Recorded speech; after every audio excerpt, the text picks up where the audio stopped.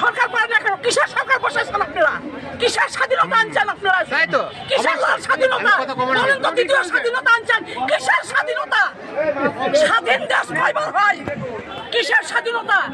স্বাধীন তো একবারই হচ্ছে ৭১ সালে। সেই স্বাধীনতা ২৪-এ আবার কিসের স্বাধীনতা? যদি দেশ যদি দ্বিতীয়বার স্বাধীন হয় তাহলে আমরা জিম্মি কেন?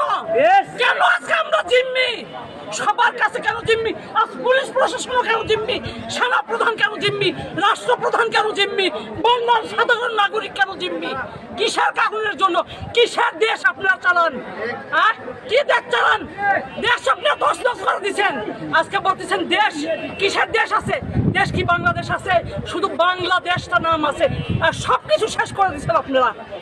আমার পরিচয়, আমি একজন মানুষ, নাম বলার কোনো দরকার না, আমি মানুষ। অবশ্যই অবশ্যই আমি একজন বাংলাদেশের নাগরিক, আমি বাংলাদেশের একজন মানুষ। আমার পরিচয়, আমি মানুষ। আপনাকে একটা কথা বলি, বিগত সময়ে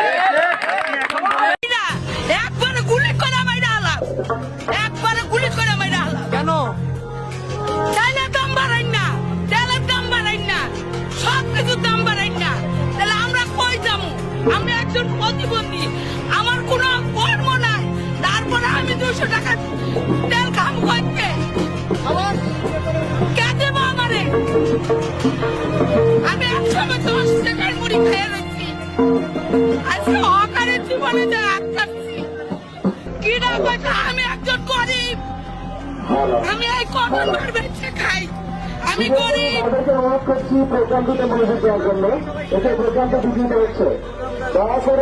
বলবেন তাহলে আমি একজন পঙ্গু, আমি কটন বার বেচে খাই।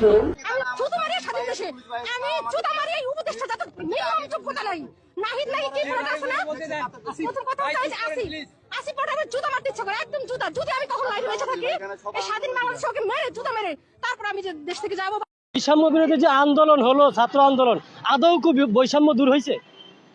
আমি তো দেখি প্রত্যেকটা সেক্টরে, প্রত্যেকটা ক্ষেত্রে এখনো সেই আগের থেকে আরো বেশি বৈষম্য চলছে। স্বাধীনতা পেয়েছি, দ্বিতীয় স্বাধীনতা, এটা বলা যাবে না। ন্যূনতম লজ্জাবোধ থাকলে এরকম কথা বলতে পারে না, কোনো শিক্ষার্থী বলতে পারে না, যদি তার মৌলিক কোনো শিক্ষা থাকে। বাংলাদেশ আওয়ামী লীগ ঐতিহ্যবাহী সংগঠন, স্বাধীনতা সংগ্রামের আগের থেকে, ভাষা আন্দোলন থেকে এই আওয়ামী লীগ সংগঠন ঐতিহ্যবাহী সংগঠন।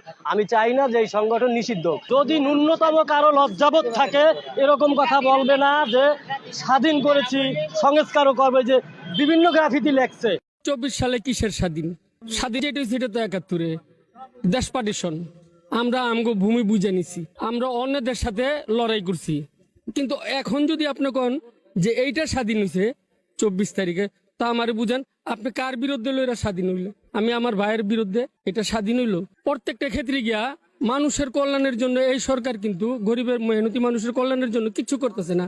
আগের সরকারই ভালো ছিল, তাইলে আমরা ওইটারে কেন হরাইলাম? এই বৈষম্য দূর করতে গিয়ে তো আরো বৈষম্য বাজাই লইছি অনেক। কারণ দেখেন আপনি চারিদিকে তাকায়া বৈষম্য রয়ে গেছে, আসলে বৈষম্য দূর করতে পারেনি। প্রত্যেকটা মানুষ না যে হাল হইতেছে বাজারে নিত্য প্রয়োজনীয় জিনিস, এই সিন্ডিকেট লিগে এত আন্দোলন। আপনি আমাকে এই কথার প্রশ্ন করতে পারেন যে স্বাধীন আপনি বললেন, কিন্তু আমি কথাটা স্বাধীন বলবো না, কারণ আমরা তো অন্য দেশের সাথে যুদ্ধ করে আমাদের স্বাধীন হয়নি।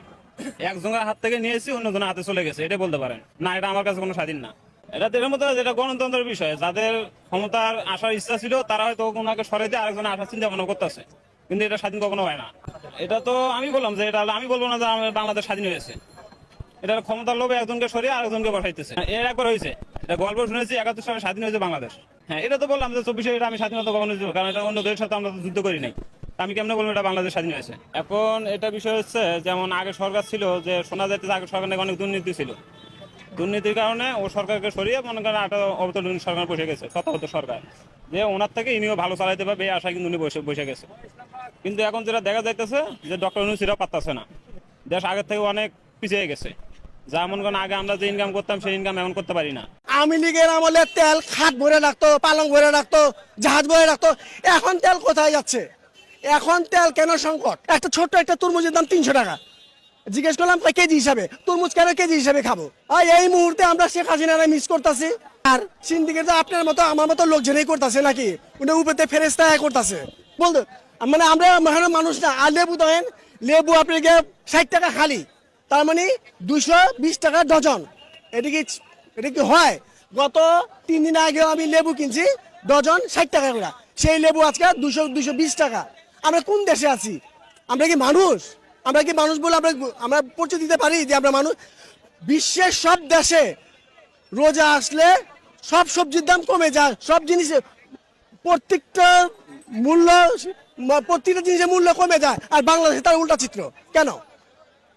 বাংলাদেশে দেখেন আপনার গায়ে তেলের স্মাতি করতেছে, আপনার গায়ে তেল আগে। আচ্ছা, আমার একটা কথা, আওয়ামী লীগের আমলে তেল খাট ভরে রাখতো, পালং ভরে রাখতো, জাহাজ ভরে রাখতো। এখন তেল কোথায় যাচ্ছে? এখন তেল কেন সংকট? আবার তোরা মানুষ হ, আমরা মানুষ হইনি এখনো। বন্যার টাকা 12 কোটি টাকা থেকে 10 কোটি টাকা উধাও করে দেন। কত সুন্দর আমাদের দেশ, কত সুন্দর আপনাদের সমন্বয়। যাদেরকে জুতাতে পিটে এলেও মান সম্মান আমাদের ক্ষয় হবে, আপনাদের না।